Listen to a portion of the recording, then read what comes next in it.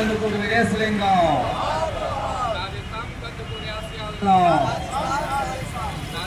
కందుకూరి ఆశయాలను సాధిస్తాం. కందుకూరి ఆశయాలను అందరికీ విద్య అందించాలి. మహిళలందరికీ విద్య, అందరికీ విద్య, మహిళలందరికీ విద్య. భాస్కర్ జోహార్ కందుకూరి వీరేశలింగం, జోహార్ కందుకూరి వీరేశలింగం, జోహార్ కందుకూరి వీరేశలింగం, జోహార్ కందుకూరి వీరేశలింగం, జోహార్ కందుకూరి వీరేశలింగం, జోహార్ కందుకూరి వీరేశలింగం. సాధిస్తాం కందుకూరి ఆశయాలను, సాధిస్తాం కందుకూరి ఆశయాలను, సాధిస్తాం కందుకూరి ఆశయాలను. ఇంకా మీరు నిలబడి చదువుతున్నారా? నవయుగ వైతాళికుడు కందుకూరి వీరేశలింగం గారి 177వ జయంతి ఈరోజు ఇక్కడ నిర్వహిస్తా ఉన్నాం. వాస్తవానికి ఈ 177వ జయంతి రాష్ట్ర ప్రభుత్వమే అధికారికంగా నిర్వహించాల్సి ఉంది. కానీ ఇటీవల రాష్ట్ర ప్రభుత్వం అధికారికంగా నిర్వహించే ప్రముఖుల జయంతులు, వర్ధంతులు జాబితా విడుదల చేసింది. ఆ జాబితాలో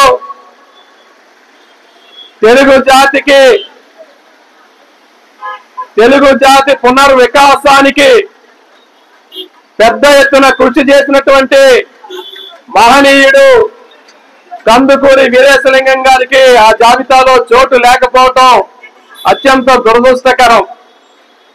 కందుకూరి వీరేశలింగం గారు ఆయన జయంతి సందర్భంగా రాష్ట్ర ప్రభుత్వం రంగస్థల నాటక దినోత్సవం జరుపుతా ఉన్నారు. వాస్తవానికి కేవలం నాటక రచనలకు మాత్రమే వీరేశలింగం గారు పరిమితమై లేరు.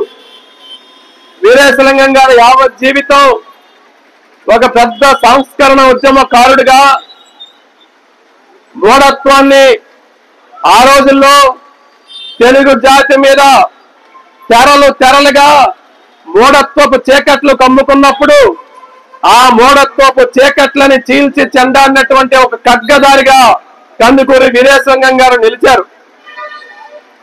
ఆంధ్ర రాష్ట్రంలోనే మొట్టమొదటి వితంతు పునర్వివాహాన్ని చేసి ఇవాళ మూఢత్వానికి వ్యతిరేకంగా ఒక పెను సంచలనానికి దారి తీసినటువంటి వీరేశలింగం గారు తెలుగు జాతి మొత్తానికి, తెలుగు జాతిలో ఒక పునర్వికాసానికి ఆయన పెద్ద ఎత్తున కృషి చేశారు.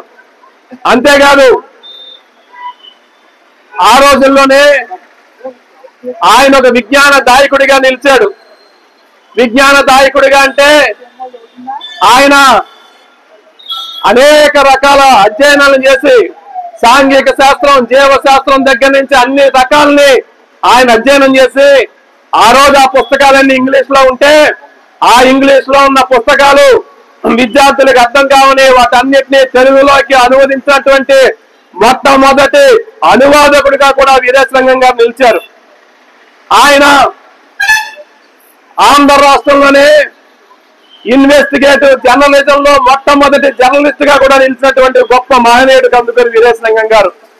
ఆంధ్ర రాష్ట్రంలో తొలి పాత్రికేయునిగా నిలిచినటువంటి మొదటి వ్యక్తిగా కూడా వీరేశలింగం గారు నిలబడి ఉన్నారు.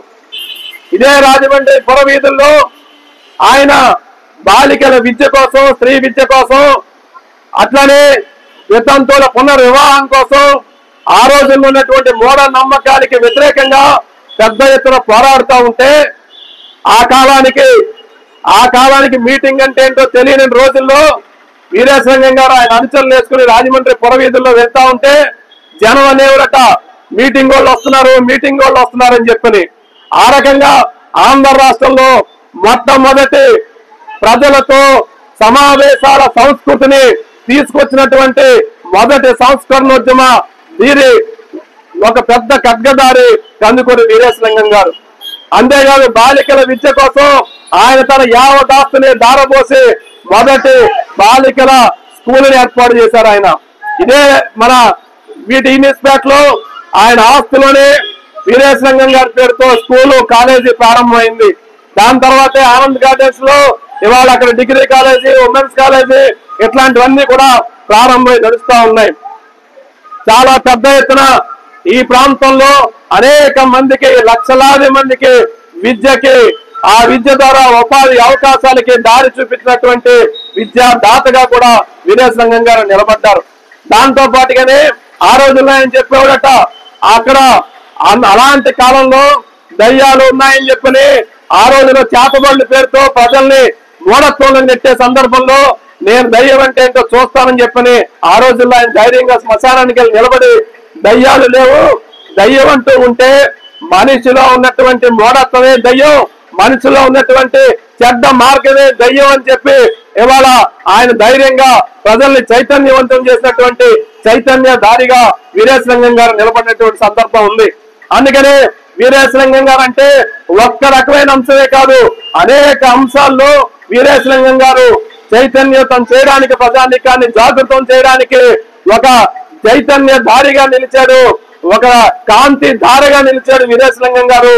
అట్లాంటి వీరేశలింగం గారు ఇవాళ ఆయన జీవిత చరిత్ర చదువుతా ఉంటే, ఒక భగత్ సింగ్ జీవిత చరిత్ర చదివితే ఎంత ఉత్సాహం వస్తుందో, ఒక అల్లూరి సీతారామరాజు జీవిత చరిత్ర చదివితే ఎంత ఉత్సాహం వస్తుందో, ఒక వీరేశలింగం జీవిత చరిత్ర చదివితే కూడా అంతే ఉత్తేజం, అంతే ఉత్సాహం, అంతే మన రక్తం మరిగేటువంటి అనేక అంశాలు ఆయన జీవితంలో ఉన్నాయి.